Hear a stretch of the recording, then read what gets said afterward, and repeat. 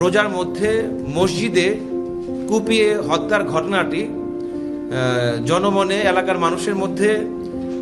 এবং দেশবাসীর মনে একটি নেক্কারজনক ব্যাপক নেতিবাচক একটি সাড়া ফেলেছে। চিত্রা সাহিল এলাকায় অভিযান পরিচালনা করে কাঁঠালতলা কেন্দ্রীয় জামে মসজিদ এলাকা হতে বহুল আলোচিত চাঞ্চল্যকর এই মামলার 1 নম্বর আসামি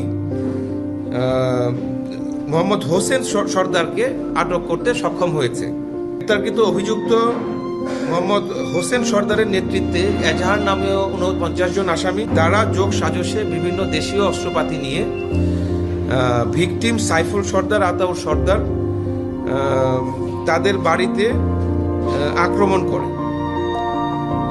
তো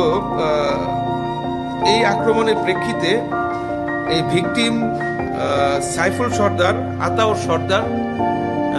তাদের প্রতিবেশী চাচাতো ভাই পলাশ সর্দার এবং আরও বেশ কয়েকজন তারা প্রাণ বাঁচাতে সেখানকার স্থানীয় মসজিদ সেখানে গিয়ে আশ্রয় গ্রহণ করে, সর্দার বাড়ি জামে মসজিদে। তো অতঃপর এই অভিযুক্ত আসামিরা তারা সেই মসজিদের ভিতরে ঢুকে অতর্কিত কুপিয়ে এই সহোদর 2 ভাই সাইফুল সর্দার এবং আতাউর সর্দারকে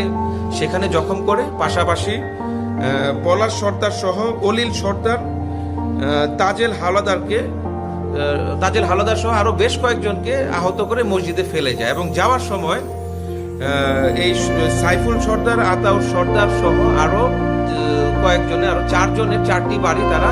জ্বালিয়ে দিয়ে সেখান থেকে চলে যায়। পরবর্তীতে এলাকাবাসী তারা এই আহত তাদেরকে মসজিদ থেকে বের করে কাছাকাছি মাদারীপুর সদর হাসপাতালে নিয়ে যায় এবং কর্তব্যরত চিকিৎসক এই 2 ভাই সাইফুল সর্দার এবং আতাউর সর্দারকে মৃত বলে ঘোষণা করে।